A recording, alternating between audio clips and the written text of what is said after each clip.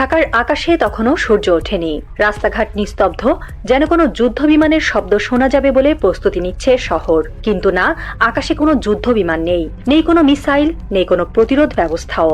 একটুখানি চোখ বন্ধ করলে বোঝা যায় এটা যুদ্ধের প্রস্তুতির শহর নয়, বরং যুদ্ধ এলে আত্মসমর্পণের জন্য তৈরি একটি জাতির শহর। 2025 সাল, স্বাধীনতার 55 বছর পার করেছে বাংলাদেশ, অথচ এখনো এই দেশের মাটি থেকে ছুটে ওঠেনি একটি নিজস্ব ক্ষেপণাস্ত্র।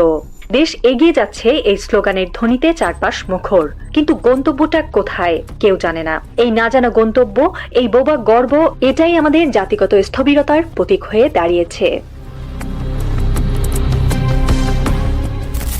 ঢাকা বিশ্ববিদ্যালয়, রাজশাহী, চট্টগ্রাম, খুলনা, বাংলাদেশের বিশ্ববিদ্যালয়গুলো আজও আলোকিত। ক্যাম্পাসে ছাত্ররা হাঁটে, ক্লাসে শিক্ষকেরা পাঠ দেন, কিন্তু সেই পাঠের পরিধি সীমাবদ্ধ সিলেবাসের মধ্যে। করদাতার টাকায় বেতন পাওয়া হাজার হাজার শিক্ষক আছেন, গবেষণা কেন্দ্র আছে, তবু নেই কোনো বাস্তব উদ্ভাবন। নেই সেই একজন বিজ্ঞানী যাকে আমরা বলতে পারি তিনি বানিয়েছেন আমাদের প্রথম স্যাটেলাইট, আমাদের প্রথম ক্ষেপণাস্ত্র। বিশ্ববিদ্যালয়ের গবেষণাগারগুলো হয়ে উঠেছে ইন্টার্নশিপ সার্টিফিকেট জোগাড়ের ফ্যাক্টরি। এখানে উদ্ভাবন নয়, বেশি গুরুত্বপূর্ণ লাইন ঠিক আছে কিনা, এপিএ রেফারেন্স ফরম্যাট ঠিক আছে কিনা, এইসব নিরর্থকতায় ডুবে থাকা আমাদের বুদ্ধিবৃত্তিক সম্ভাবনা। আমরা ভুলে গেছি নতুন আবিষ্কারের সাহস, ভুলে গেছি গবেষণা মানে এক ধরনের বিপ্লব যা ক্ষেপণাস্ত্রের মতোই অজেয় কিছু তৈরি করতে পারে। বাংলাদেশে বিসিএস পাশ করা একটি অলৌকিক ঘটনাই বটে। সমাজে যিনি বিসিএস ক্যাডার, তিনি দেবতা। তাকে ঘিরে পাত্রীপক্ষ খুশি, আত্মীয় স্বজন গর্বিত। ফেসবুকে তার প্রোফাইল পিকচারে ঝলমল ইউনিফর্ম। তার রুমে ঢুকলে মাথা নিচু করে কথা বলতে হয়। তিনি চাইলে বিদ্যুৎ সংযোগ দিতে পারেন, আবার চাইলে সেটা আটকে দিতে পারেন। তার সিদ্ধান্ত মানেই নীতি, তার চাহনি মানেই আইন। কিন্তু এদের কেউ একজন যদি জন্মাতো ইরানে, উত্তর কোরিয়ায় বা এমনকি তুরস্কে, তাহলে তার পেছনে থাকতো ল্যাব, থাকতো গবেষণা বাজেট, আর সামনে থাকতো মহাকাশ।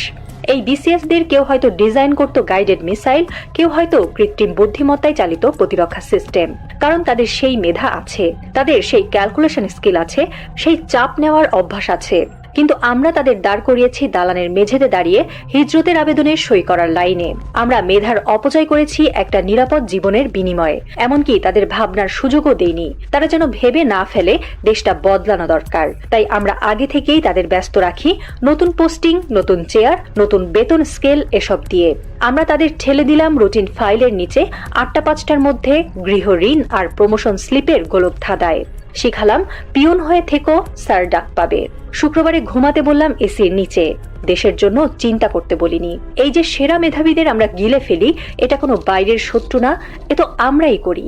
আমরা নিজের হাতে সম্ভাবনার গলা টিপে মারি, আর সেটা এতটাই স্বাভাবিক হয়ে গেছে যে আজ আর কেউ প্রশ্নও তোলে না এই বিসিএসরা কিসের জন্য কাজ করছে।